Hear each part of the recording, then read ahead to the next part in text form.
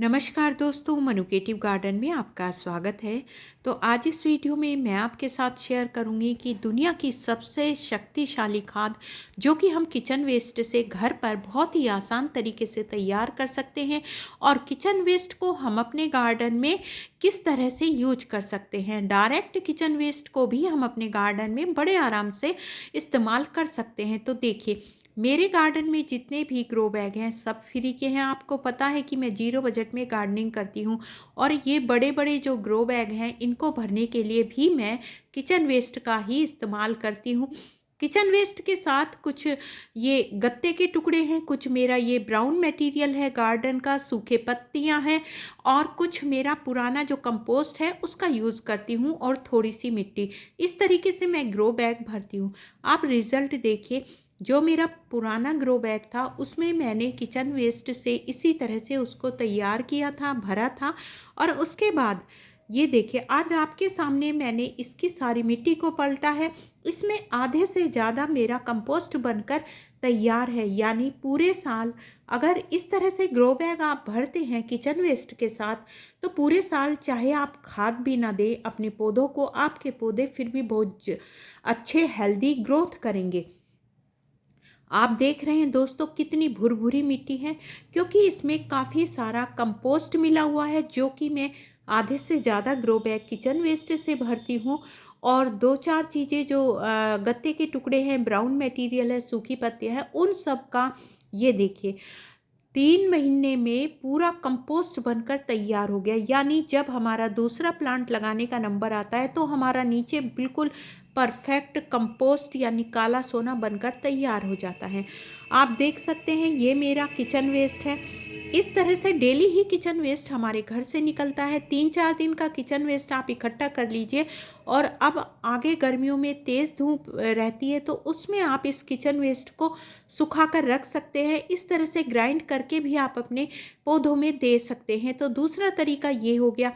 तीसरा ये है कि किचन वेस्ट को इस तरह से पोटली में बनाकर हम पानी में भिगोकर 3-4 दिन के लिए रख दें और उस पानी को अपने पौधों में अच्छे से डाइल्यूट करके दें। हमारे पौधे बहुत ही हेल्दी ग्रोथ करेंगे।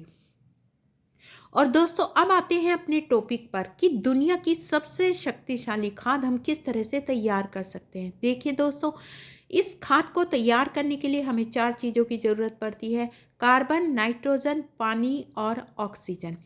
देखिए, बात करते हैं कार्बन की, तो कार्बन मिलता है हमें ब्राउन मटेरियल से, यानी जो गत्ते के टुकड़े होते हैं, सूखी हुई पत्तियां होती हैं और गार्डन का जो कचरा होता है उससे हमें ये ब्राउन मटेरियल मिलता है जो कि कार्बन की पूर्ति करता है।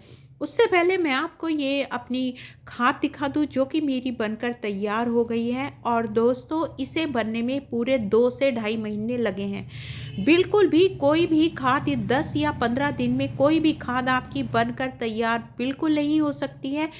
हमेशा खाद को इस तरह से अगर किचन वेस्ट से हम खाद तैयार करते हैं तो इसे 2 से ढाई महीने कम से कम लगते हैं, जब ये बहुत अच्छी खाद बनकर तैयार होती है।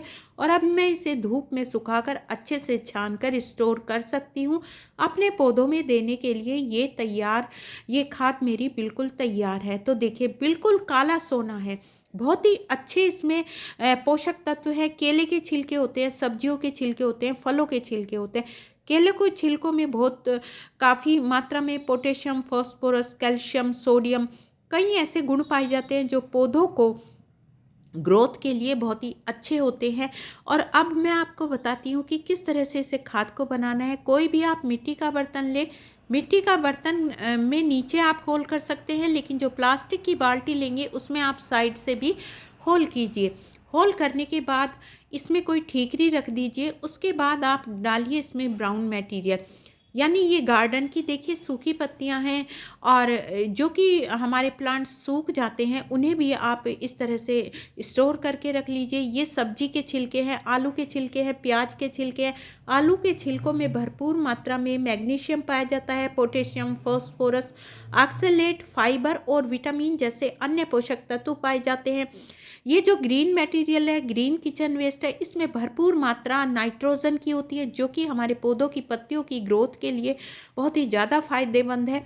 और उसके बाद मैंने लिया है ये गुड़, यानी पुराने गुड़ का घोल मैंने बना कर रख लिया है। ये कंपोस्टिंग में हमारे बहुत काम का है, क्योंकि इससे बहुत ही तेज़ी के साथ फर्मेंटेशन की प्रक्रिया होती है। और गुड़ जो होता है वो भी अपने आप में एक बहुत अच्छा फर्टिलाइज़र है। इसमें आयरन पाया जाता है, काफ़ी सारे न्यूट्रिएंट्स मौजूद होते हैं। तो देखिए दोस्तों, सबसे पहले मैंने डाले हैं इसमें गत्ते के टुकड़े, उसके ऊपर डाला है मैंने ब्राउन मटेरियल नीचे भी। और ब्राउन मटेरियल की आप एक मोटी परत नीचे बना लीजिए, क्योंकि अब डालने वाले हैं हम सब्जियों के छिलके। सब्जियों के छिलकों में अपने आप में ही काफ़ी मॉइस्चर रहता है। मॉइस्चर को मेंटेन करने के लिए और कार्बन के लिए हम ब्राउन मटेरियल यानी गत्ते के टुकड़े और सूखी पत्तियों का यूज़ करते हैं। तो देखिए, उसके ऊपर हमने ये सब्जियों के छिलके हैं। सब्जियों के छिलके जितना पानी छोड़ेंगे, नीचे जो ब्राउन मटेरियल है वो अपने अंदर सारा पानी सोख लेगा।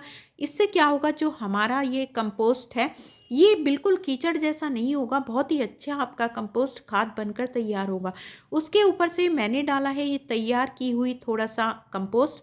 उसके बाद मैंने थोड़ा सा गुड़ का घोल का पानी डाला है और ये मट्ठा डाला है। गुड़ और मट्ठा दोनों बहुत ही शक्तिशाली, एक फर्टिलाइज़र भी है, एक डीकम्पोज़र भी है, जो कि इसकी फर्मेंटेशन की प्रक्रिया को, कंपोस्टिंग की प्रक्रिया को बहुत फास्ट कर देंगे। गुड बैक्टीरिया उत्पन्न करेंगे जो कि हमारा खाद बनाने में मदद करेंगे।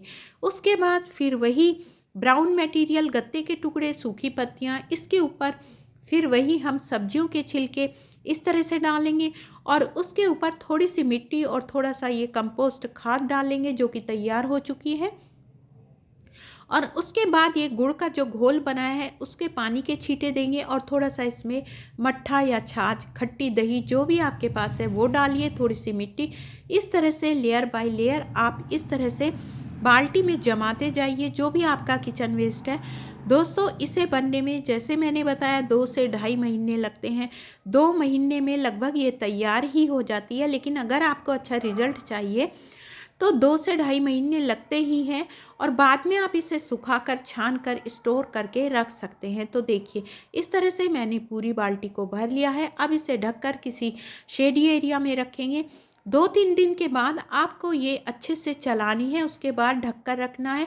इसे ऊंचाई पर रखना है ताकि इसमें जो लिक्विड निकलता रहे वो नीचे स्टोर होता रहे। उसमें भी आप डाइल्यूट करके वो फर्टिलाइज़र आप अपने पौधों को दे सकते हैं। तो दोस्तों, इस तरह से हम इस खाद को तैयार कर सकते हैं।